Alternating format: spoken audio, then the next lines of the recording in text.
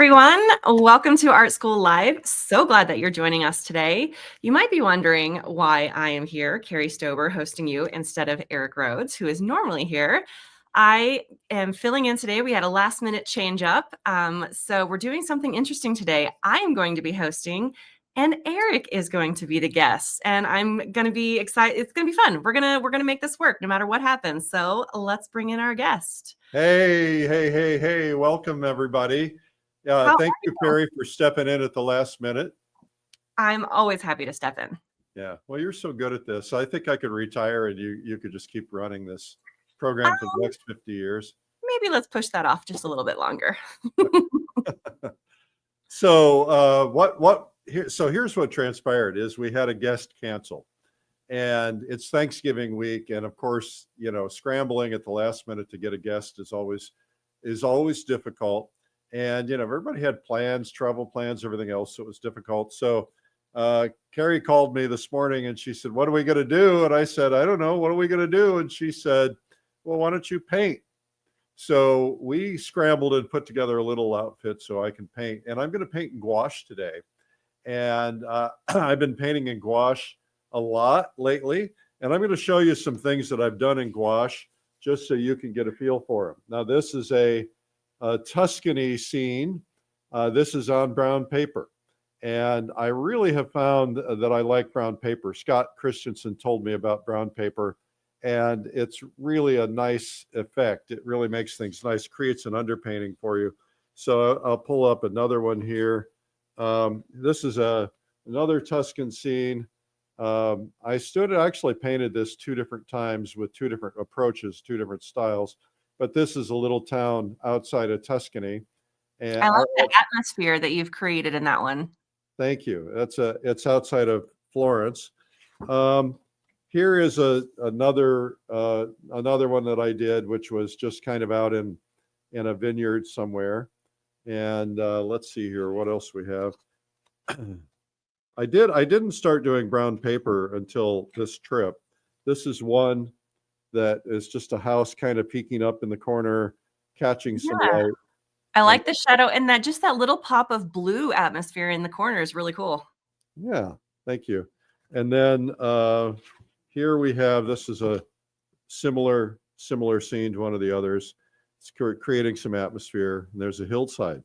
So you guys get to choose in the comments which one you want me to paint today, because I'm going to use one of these as my reference. So we're going to go through, let's see, we'll call this one A. This is A. We're going to call this one B. We're going to call this one C. I think I know which one you're going to pick. We're going to call this one D. And we're going to call this one E. So you guys go into the chat right now and tell us which one you want to paint. And if we don't get a consensus, then Carrie's going to choose. And I have a hunch that Carrie's going to go for the one with atmosphere. Okay, they're coming in hot now. So we've got, right now it's a tie between B and D. Actually, D is winning out. Okay, I didn't remember which one was B. Is this one B? I think that one was B. What's D? That one was B? That one was, I think, B. Which one is D?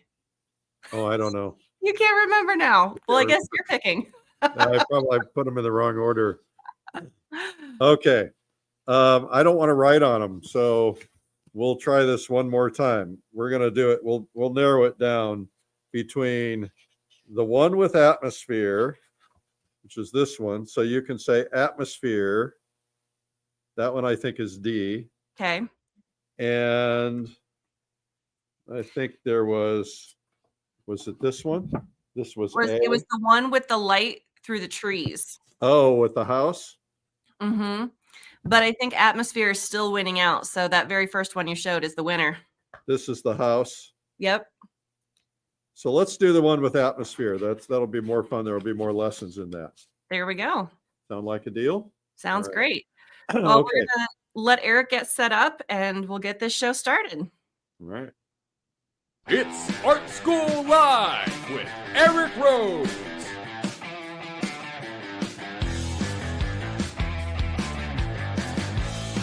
Now, here's your host, Eric Rhoads.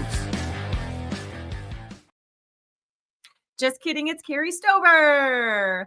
Welcome to Art School Live, everyone. So glad that you are joining us today for our show. We had a little bit of a change up last minute. Someone had to cancel, and it's the holiday season. So we always have a little trouble filling this spot last minute. It's kind of hard to say, hey, by the way, do you want to paint right now? So we flipped the switch a little bit. I am going to host today, and Eric is actually going to be in front of the camera painting a Tuscan scene from one of his recent trips to Italy.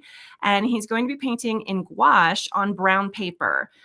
So let's see, Eric, are you ready to go? Yeah, I'm ready to go. I think I'm ready to go. Now, this is going to be a little bit of a test of getting this exactly right for you guys. But can you hear me okay? Yes. Okay, so what I want to do first here is, and I'm giving you my exact plein air setup. This is on a tripod. This is an EZL Air, and it's a very lightweight easel. And I have found that it just does everything I want. My preferred easel is an open box M, but they don't make them anymore. And I do have one for bigger paintings, but this is a tiny little easel. It takes up no space. It weighs nothing. And I can put my panels on here. So when I do paper, what I do is I take a piece, I carry with me a piece of copper. And this is a very lightweight copper, but it's heavy enough that it doesn't blow in the wind. And then I tape the paper to the copper. Now, in this particular case, I didn't have any watercolor tape. And so when I tear this off, it's going to be really ugly because it's going to mess with things.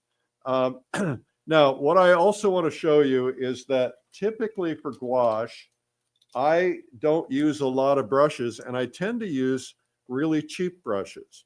And the reason I do is because it seems like the synthetics work really well for gouache. And so I usually have this is about a ½ inch. This is about a ½ inch. This is a little smaller than a ½ inch. This is a little tiny one. I don't use much. And then this is a rigger. And I oftentimes use this rigger. This is a rosemary rigger. And I also have, a few other brushes that I pull in from time to time. Once in a while, I'll throw in a watercolor brush or something else. I had to go down to the ground and pick this one up. This one is it's called an Egbert. And I use this one a lot. Now, what I tend to do is I'm going to start out really thin, and then I'm going to go thick. Now, let me show you my paint box. This is my paint box. This is a little Amazon box I bought for $10. I think Elaine Miller actually gave this one to me. And it holds 3, 6, 12, 18, 20 colors or so. And my colors are not in any particular order in this case, but I usually always have my paint box in this direction so that I'm always the same, because I know that my blues are typically up here, my yellows and oranges and reds are down here. Now, what I also do, you have to keep in mind that gouache dries, but it can be reconstituted. So I carry with me a little spray bottle like this. And I actually have a tiny one that I carry sometimes. And I'll just spray this lightly just to get a little bit of water on it. And once in a while, I'll spray it just to reconstitute it a little bit. The reality is I'm going to paint pretty thin in the beginning, and then I'll paint a little thicker. Now, the other thing that I typically do is I keep a tube of white nearby, and I usually put some white out because white tends to be one I use a lot, and it dries out pretty quickly. And I put 2 different colors out today that I don't have in my palette. One is a kind of a Naples yellow, and the other is kind of a, what would it be? It's actually a Naples yellow. They're both Naples yellow. One's Naples yellow red. And I use a lot of different brands. And when I'm traveling, especially to Europe, I try to find brands that I haven't tried before, just because I like to see which ones I like. Some of them crack a lot, and some of them are a lot easier to work with. So I want to talk to you a little bit. First off, I want to show you something else. This is a little kit that I carry with me. This is a little thing from Art Toolkit. I bought it at the art store in Wisconsin. I put my brushes in here. I have a little spray bottle here, and watch this. This little thing is my gouache kit, and this is really all I need. And so I've got a full. Look at how tiny. Isn't that nice? And it's like a business card holder case. And I took this with me to New York the other day because I didn't want to carry all my stuff. And then I carry some little bitty canvases with me. These came from Legion Stonehenge oil canvases. They're little ones. That way, if I always want to paint something, I have something to paint. And it's got a little watercolor thing in it. And then the other thing I want to do is I want to show you a couple things. This is brown paper. Now, somebody asked in the comments, where do I get brown paper? I don't know the answer to that. I bought this brown paper at a store in Europe somewhere, and I bought a big thick thing of it. The problem with it is it's not in our standard sizes, it's in European sizes. So no matter what I do, it's not going to fit a frame. So I'm going to just put this on here for a second, and I don't know if it'll stay actually because I don't have any tape nearby. Nope, it's not going to stay. But I want to show you just real quickly. I'm going to take this brush here, and I'm going to put it in a little bit of water. And I typically put water and then I dab it off a little bit. I can see my brush is dirty. I haven't cleaned it. So I try to get my brush fairly clean. And I just want to show you there's a couple of things with gouache, and I'll use white just to show you. First off, gouache is water-based, and so you can do it real thin like watercolor, and you can really thin it out like watercolor if you want to, but then you can also do it a little thicker, and you can even go like oil paint thick, where you're getting really good consistency. So I've got a little too much water in it there to give you that sense of it. But the idea here is that what I typically do is I start out fairly thin, not watercolor thin typically, and then I build it up because it's the same thing. It's like thick over thin. I want it to be a build up, and I want to try to get a sense of layer. And so that's what we're going to do today, is to give you that sense of layering. And so we're going to get started. And I set this up so you can see my palette and my canvas. I'm not going to be able to make it so you can see my reference photo. I don't know if I could, let's see, could I put it there? No, I think I don't really have anything to stick it up with. So I'm just going to have to put it to the side here where I can see it and you can't. So my apologies. We'll just have to remember. We'll have to remember. Okay. And from time to time, remind me and I'll show it. So Okay. What we've got here is we've got a really dominant angle. I like to have a dominant angle, and I want to have my focal point in one of the 4 quadrants where the tic-tac-toe board is. And so I made my focal point here and here. The reality is this is more of a focal point because it's brighter, it's more colorful. And then I have another one over here. And then all of this back here is just texture. So this is supposed to be looking out over the city of Florence. And so it's just basically dots. And then there's the mountain. So the question is, what do we put in there first? And what I'm going to do first is I'm just going to try to get my lines in. So I typically don't use this pink light from my neon sign is discoloring things. I can't really tell what color I'm getting. I'm just going to go ahead and put a sense of an angle in here like this, right? Just going ahead across there like that. And that's just in blue. That's not really the color I was looking for. I'm looking for more of a lavender. See if I can find it here. And then I want this focal point to be about there. So I'm going to bring this mountain into about here. That's probably the wrong color too. It's interesting, the light impacts the colors that you have. So just put this in, and I'm just going to go ahead and just go ahead and fill this in. I'm going to be sloppy about it. You can see the brown paper coming through, which is kind of nice. And then I'm going to put some sky color in here. And again, it's really hard to see what my colors are. I wonder if I could get that light a little closer. All right.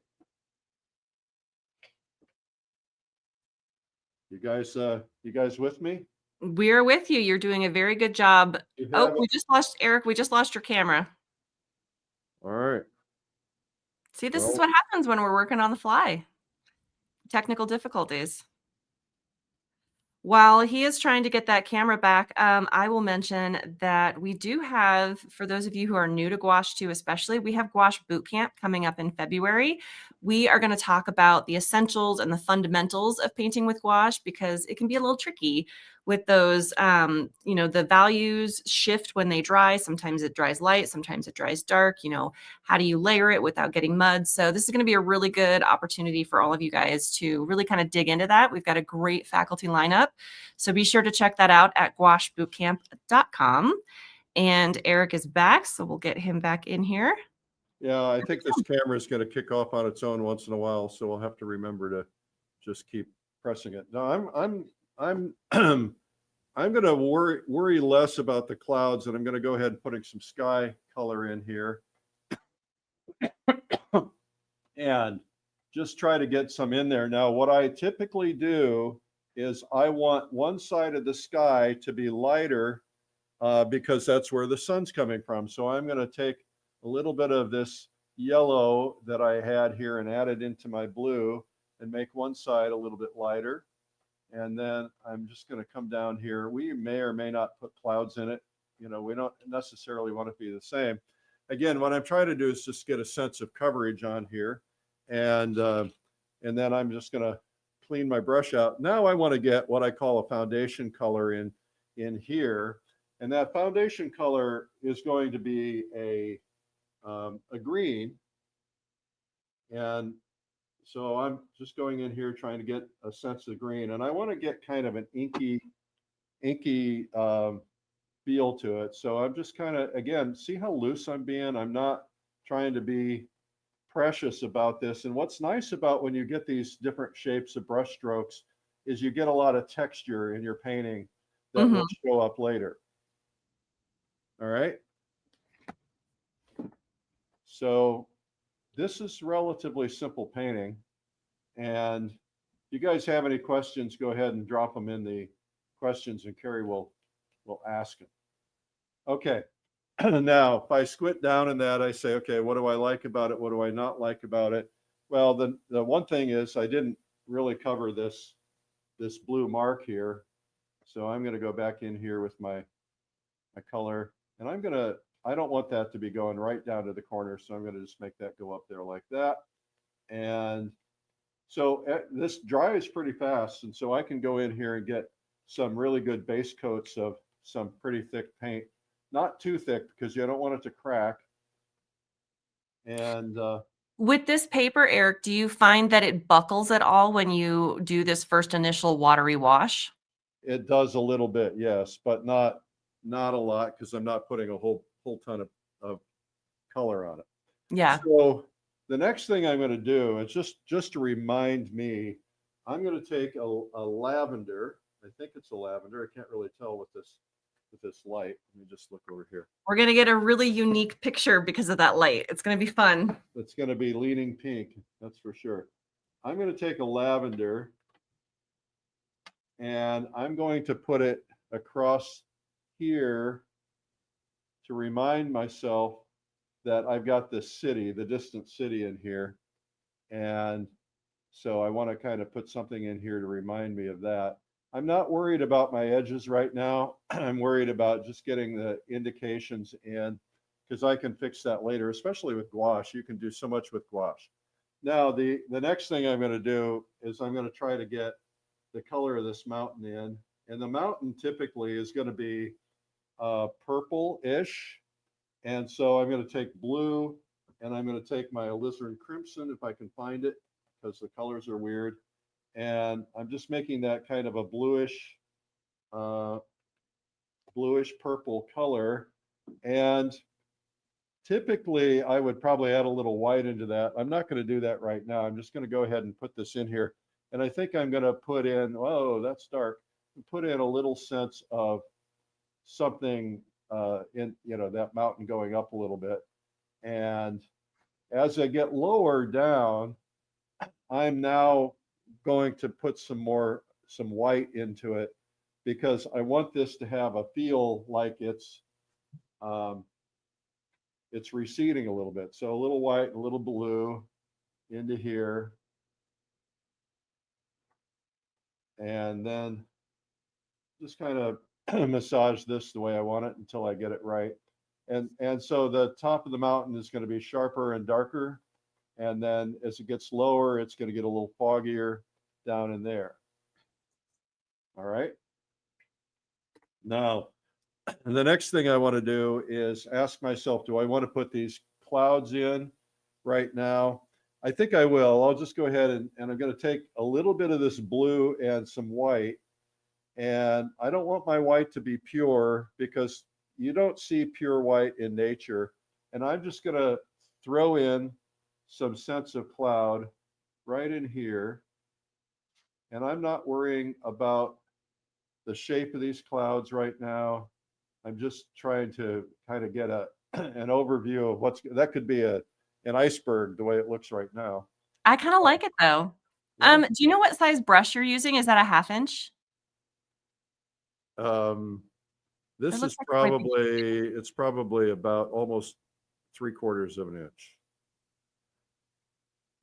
And now I've put a little bit of yellow into these clouds, because I'm getting over closer to the light. And I'm just delicately kind of laying it in here. Now, the thing with gouache is it's really hard to get edges, because you get a lot of hard edges with gouache. The nice thing is that you can go in and soften edges. Let me get a fresh paper towel here.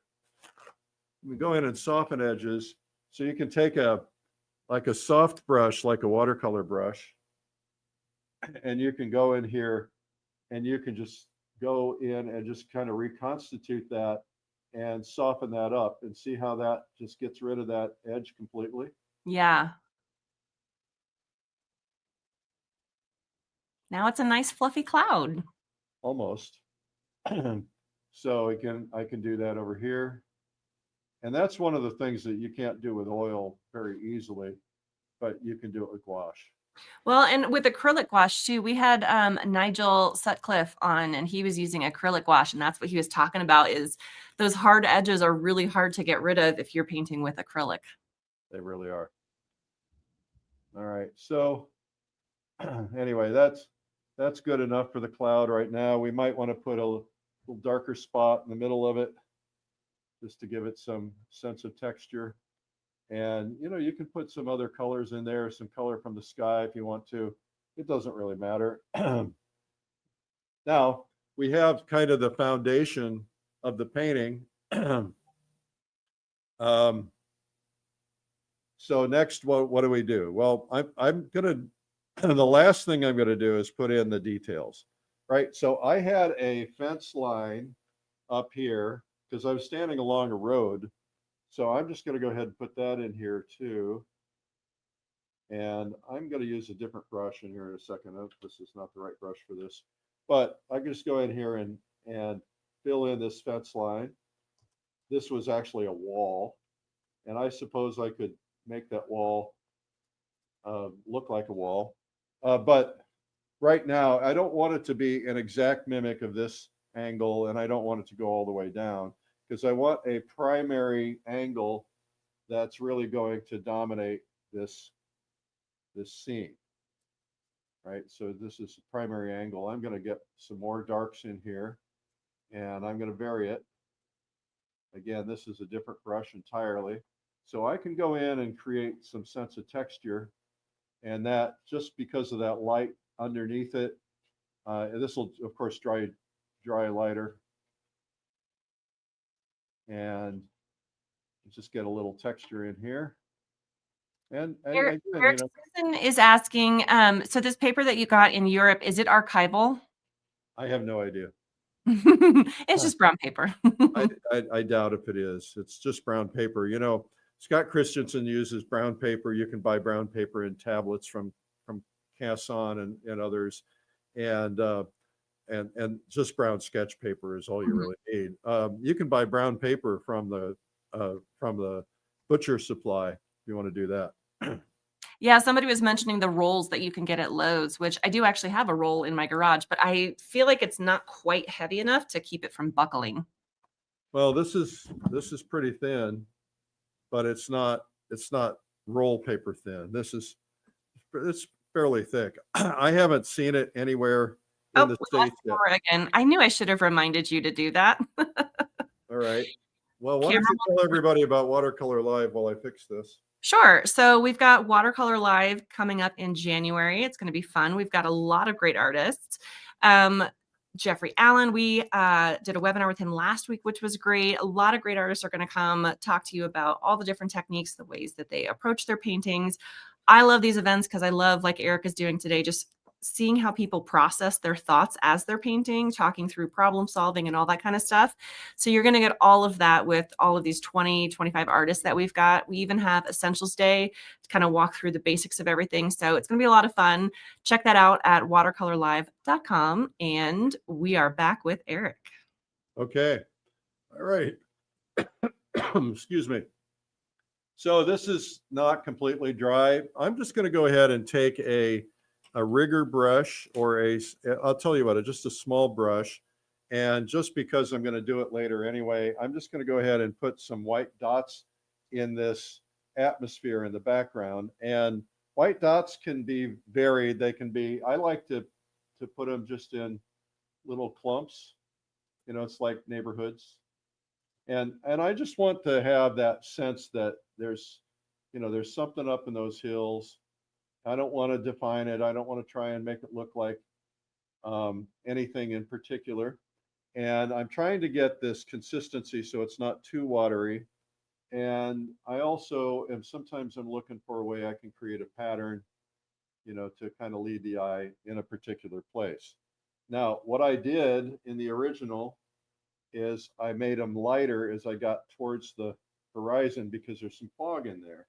And so I could go down in here and just kind of create this sense of, there's some buildings down here, some houses just clustering in. And again, you want to be careful about, if you're standing out, your patterns are too obvious. And so, you can just drop some stuff in here. And it's a good idea to get some variety of the lights and the darks so that it's not all the same everywhere anyway. And what this does is this just kind of sends the signal of there's something out there. I don't know what it is, but there's something out there. There's some buildings. As you get bigger or closer, you can get your marks bigger, like, wow, you're closer to the buildings. And I could even, if I wanted to, define a building or two and, maybe put a tower or something in there. But again, this is not where I'm going to try to draw the eye too much. Now I can see my paper is buckled quite a bit here, but it's going to be what it is. And then what I did do as I got towards this horizon line, I did define these buildings a little bit more. So I kind of created a sense of these are some buildings and they might be like the the tower in Florence, or they might be something else. But the idea is that way your brain says, okay, there's some buildings there, and then the rest of these things in the background are buildings. Yeah. Okay. I like it. That mountain reminds me a little bit of the mountains here. Add a little bit more white and you'll have all the ski slopes is what Karen says. You mean in here? In the back mountain. This mountain here. Yeah. It's very reminiscent of ski slopes in Colorado. Well, if you want some ski slopes, so we could do some ski slopes. This is called paint by committee. So we could certainly, you don't want it to be white, but we could certainly put some sense of some ski slopes in here, or some snow, right? There you go. It's, you can do whatever you want to do. It's just gives you a sense. And by the way, there will be snow in Tuscany probably about now. And so that mountain would have some snow on it. And then you kind of want to try to keep those edges a little softer if you can. All right, so now we have snow. All right, just going to reset this camera. Okay, so now what I'm going to do is I'm just going to start putting in buildings. And buildings are, you know, they're tough because you want them to look like buildings, and my buildings never do. That's always tough. So I'm looking for kind of a shady color that's going to give me kind of a grayish color. And I'm gonna start out with this building. I'm gonna move it up just a little bit. Let's start out here. It turns out it's about the same color as the background, at least in this light. I'm just making a shadow. And I'm gonna make another shadow, and then I'm going to make another shadow here. And that way I've got a kind of a foundation for my house. And if I really want to get a lot of attention, I'll go pure and I'll go thick. So I'll go, let's see here, let's do this. I'm just going to go over that other shadow because I didn't like it. And then I'll add another one here. And then I've got this right here. And now it just kind of reads like, okay, there's some buildings here. And if you want them to come forward like that, you can do that. You can do, you know, anything you really want to do. You just kind of keep perspective in mind as well. So now there's a building, and it's just a matter of putting a roof on top of it. You let me know how we're doing on time. We're at half past the hour, so you've still got about 20 minutes. Probably not going to need that. Okay, so we got a little bit of a roof line there, and we have a little bit of a roof line here. Sorry, I know you can't see very well. I'm hoping that you bring this out into the light and it's like neon purple and pink. I don't know, we'll see. So then I'm going to take an orange. Now my colors are a little dry, so I'm going to spray them. Have to be careful not to get these sprays on these portraits behind me.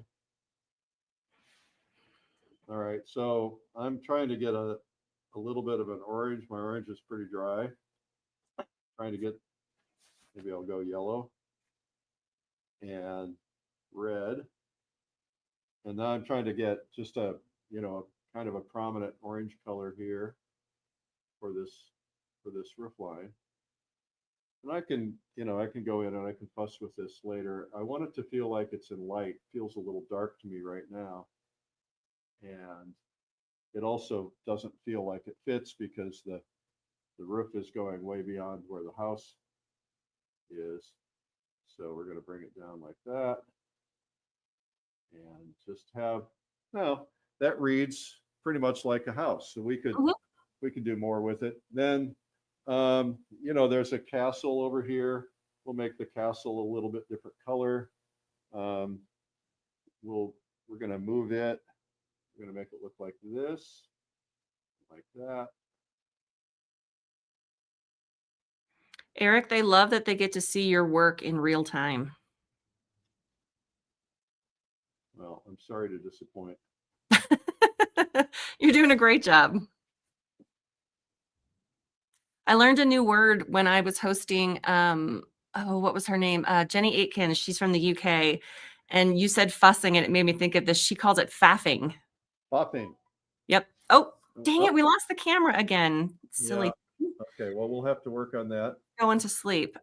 So I've mentioned Gouache Boot Camp. I've mentioned Watercolor Live. We have lots of things coming up soon. Right after Watercolor Live, we have Acrylic Live coming up. And we were talking in the chat about acrylic gouache.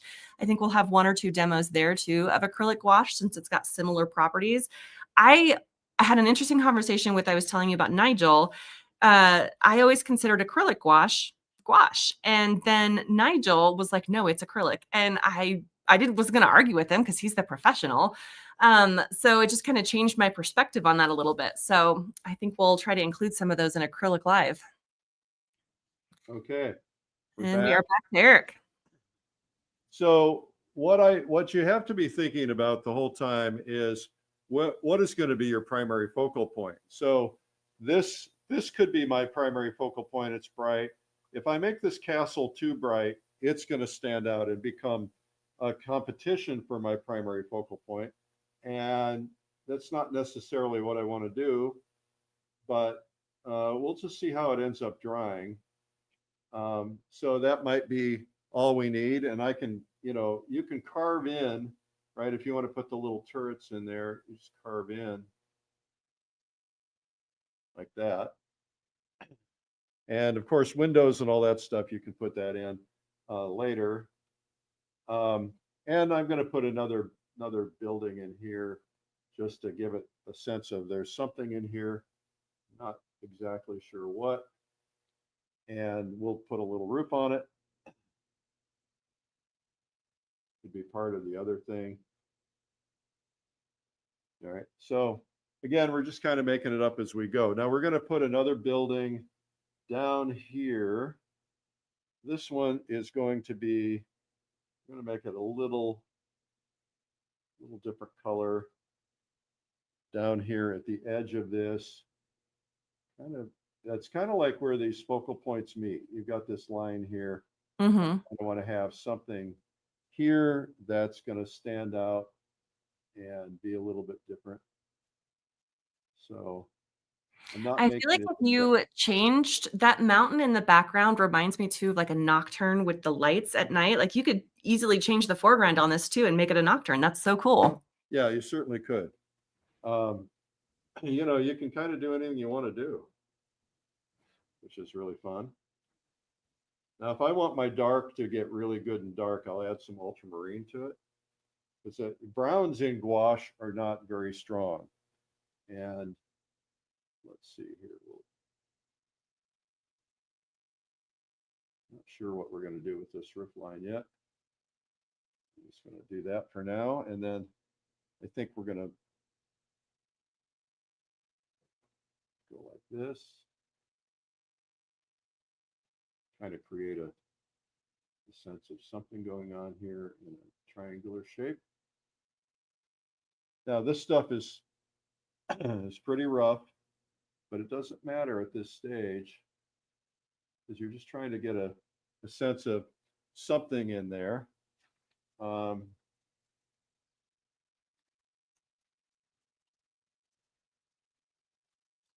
like to put something underneath my roofs. So it gives a sense of texture.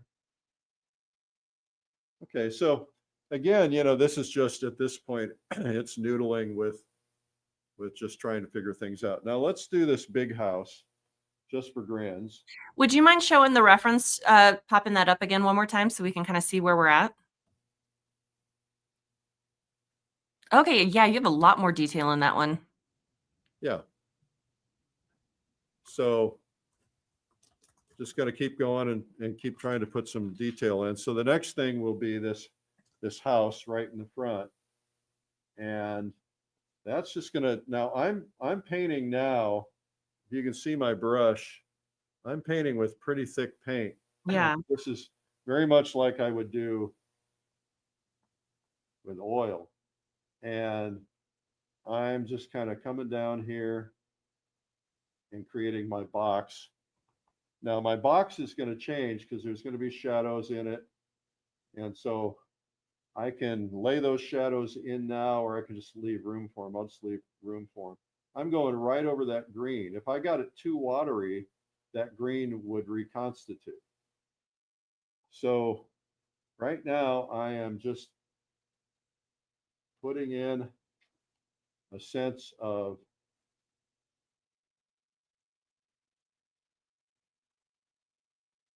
something in here. Now I'm going to put in a brown top. Oh no. And literally Susan just said, remember to hit the camera button. The joys of technology, right? This is so much fun to get to watch this all come together. For anybody joining late, I'll bring up Gouache Live Boot Camp again. This one is in February, and this is different from our Gouache Live. That one is in August. That's more landscape focused. Gouache Boot Camp was just kind of after our Gouache Live event in August. People wanted to kind of go into more of the basics of what we were doing. Eric, you're back on camera. So we decided to come up with boot camp and just kind of really go into the more fundamentals of working with gouache. So be sure to check that out, and we can drop a link to that in the chat as well. You have Carrie to thank for that because it was her idea. Yeah, me and Sarah really like gouache, so we've been pushing forward all of the gouache. Well, I really like gouache too. It's becoming, it's not my favorite yet, but it's becoming my favorite. And so we'll see what happens. It's certainly easy to travel with. Is that why it's becoming your favorite? Well, I just, I like the look of it. It just feels good. It's pretty easy to deal with. And so overall, it's pretty nice. So yeah, I like that matte look of it. What I'm going to do now is I'm just going to go ahead. I'm going to kind of rush through this because we're going to run out of time at some point here. So I'm just going to get, a little bit of brown here on the side, just to kind of create a sense of side of the building. And I'm not going to put in the shade or the shadow yet because the shadow, this is wet. So what I'm going to do is start putting in some trees. And I'm going to start out with an ultramarine. And I'm starting with ultramarine because I want a really good dark, and that's my darkest dark on this palette. And then I'm going to add in what is called an olive green. Just mix them together here. And I'm just going to start laying in some trees. And this is a small brush, and I'm just going to just lay it in like that. It's got a little bit of texture in it. That's okay. And I want these trees to kind of surround this house. And so you don't want them all to be the same. You want them to be different heights.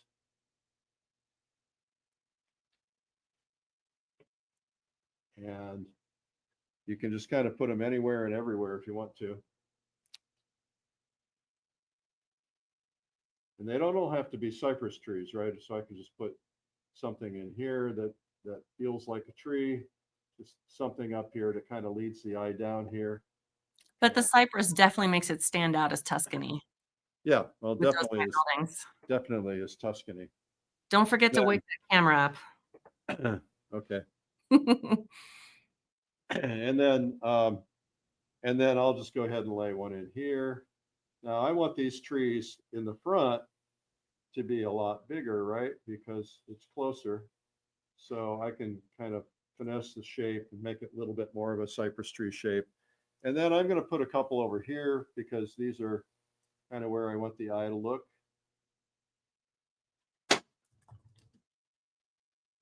And I don't have to do much with those trees. I can add some texture to them. I can put a little light on them if I want to, just to lighten it up slightly, just on the edge.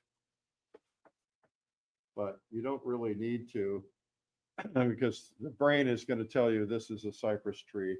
That's pretty much all you need. That was the wrong color light to put on it anyway. So now this paint here is still pretty thick. You can see if I rub my brush in it, it's still got some paint on it. So I painted it pretty thick. So I'm going to have to wait that out.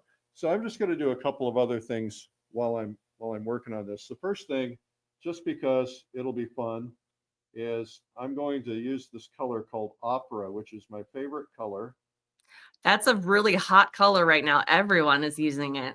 It's the #1 selling color in watercolor and gouache. I love it.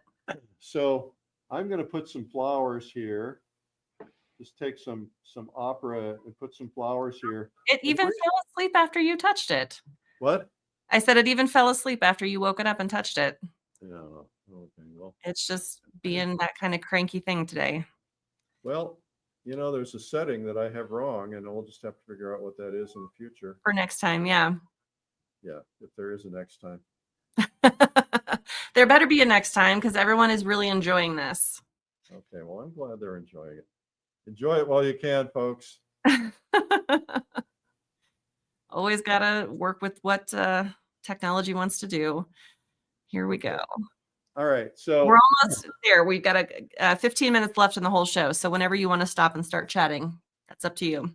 okay, so I'm just trying to get some color right around here in my focal point, and I'm going to get some alizarin in here, just some darker colors on top of that to kind of make it have that sense of color. I'm going to take a very subtle lighter color, and I'm going to put it along the edge of this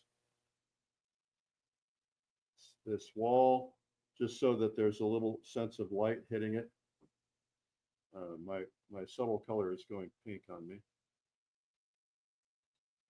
And that way, and then I can, if I want to put some mush in here, I can, to kind of make it have a sense of a wall. I could just kind of put some things in here, some whatever. I'm just kind of, this is how I do it. I just kind of mess around. And then, if I want to get some brighter green in here around this, let's lay down some greens in here. In here. So right now, the whole thing looks just pretty disastrous. And so what I would do here is I'm going to wait for this to dry, but I'm just going to start putting in some trees, and I'm going to use a fan brush for this in the interest of time. What I want to do is I'm going to pre-mix out a bunch of color. And so I've got a bright green, and then I want to have kind of a bluish green. And so I'll mix out a little bit bluer green here. And Sharon is asking if there's a comparable color for opera pink in oil. Have you come across that? no, I have not, but I'm sure somebody will do it. Now I'm going to put a colorful tree right in here. I'm just going to lay it in with my brush. I'm not trying to put a lot of detail in it. I'm just wanted a colorful tree kind of right here near my focal point. I'm going to put another one up here, and I'm going to put another one down here just to get some color in here. This brush is just a little too wide for what I'm going to do now. So I think I'm going to take, I do have a tree brush. This is a brush I bought in Europe. It's made in Italy, but look at the end of it. It's like flat and cut off. It's just flat and cut off. It's a great tree brush. And so I'm just going to go in and just start laying in tree textures all around in here. And none of it really is going to stand out all that much, but you want to get some good darks in here for your trees. And see how Joe McGurl taught me this. I'm rubber stamping. And so this is kind of a really great rubber stamp brush. Mm-hmm. And just get some darks in here around your buildings, and just, there's going to be vineyards, there's all kinds of stuff in here. And really these should be a little bit lighter as we get up into there. Those are too watery. Now just go in here on top of this and create this sense of texture. And that's what's going to create the sense that this mountain is fully in texture, that it's just, it's just a bunch of trees and a bunch of vineyards or whatever. You don't need a whole lot of anything, just need to get some variety. Now I have a tree in my picture down here that I may or may not try to get in time.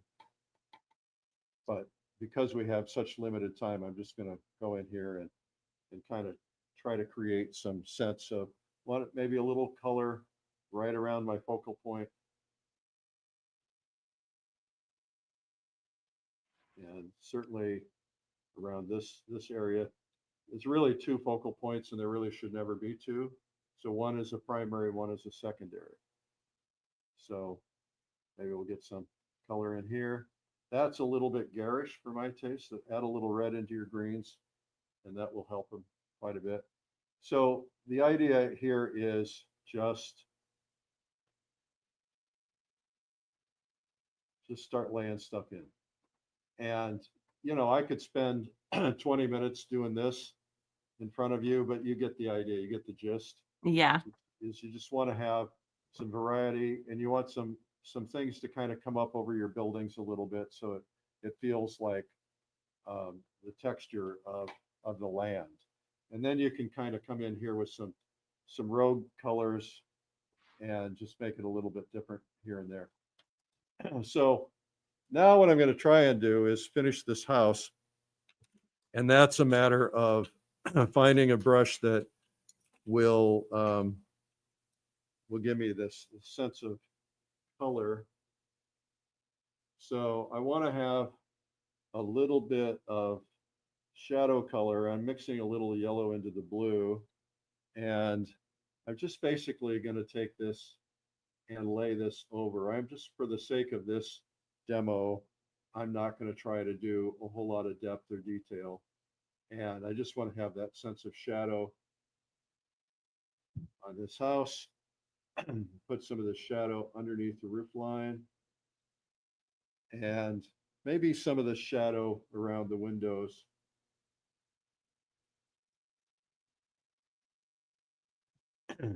So that reads a little bit like shadow. Get a little of this color on the roof. See if we can get really exaggerated color up here, and just lay in some spots that make it look like roof tiles.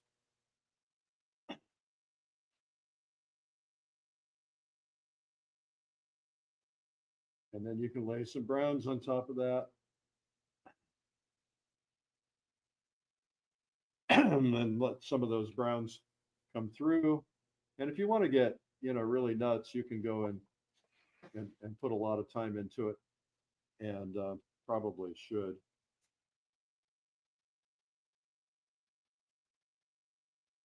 Anyway, I think you get the gist. Oh no. Yep.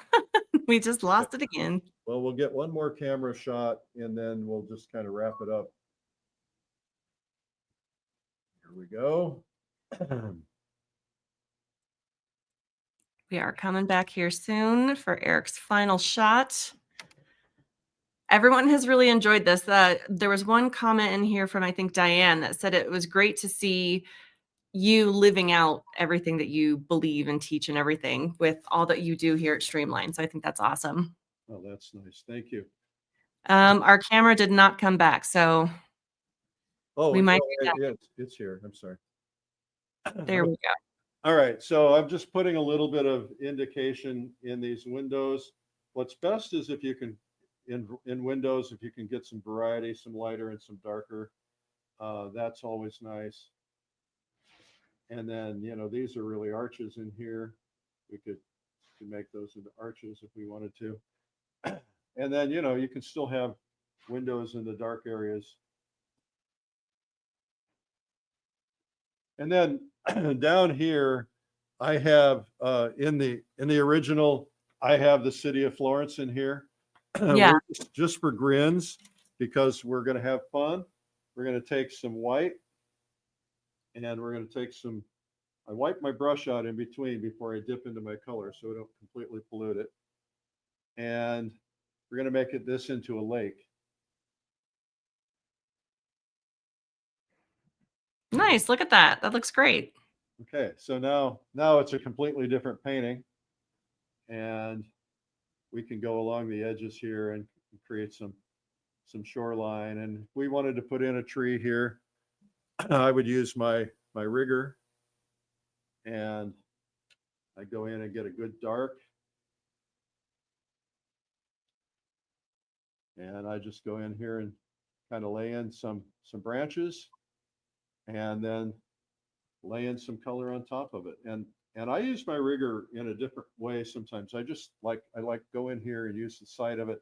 That's too bright for my taste, but just kind of see how I lay that in. And then I usually will go back in and lay a lighter color into these branches. So you get, you get a sense that there's something going on there. Anyway, that's pretty rough, but that's, and the camera just ended. So Yep. So here we are. that worked out. So let me just give you a quick view of this. Now, I will take the tape off. I should be doing that on camera, but because the other camera, I'm not going to do that. And I'll show you.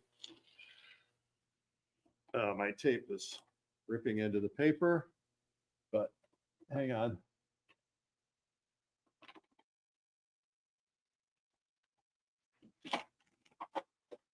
Okay, so here is what we just did. Greens look a little bright on this, but here is the original. You can tell this original was done on location. It's a little bit more muted color, and it's Yeah. a little bit Have the stronger. neon sign in the background. Yeah.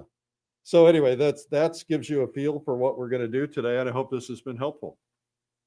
Yeah, it was. And everyone says we need to have you back as a guest. All right. Well, we'll do it someday. Well, don't forget to follow Eric and subscribe to our channel on YouTube so you get notified when we go live. And you can follow him on Instagram at Eric Rhoads. Thank you guys so much for joining us today. As we mentioned, we still have Gouache Bootcamp coming up in February. Be sure to check that out. And then for everyone watching today, we also have a free gift for you. It is our 7 amazing gouache tips. You're going to definitely want to check this out. It's gouachelive.com/7 reasons, because as Eric said, gouache is quickly becoming the favorite medium. So be sure to check that out, and we will see you guys tomorrow. Have a great day.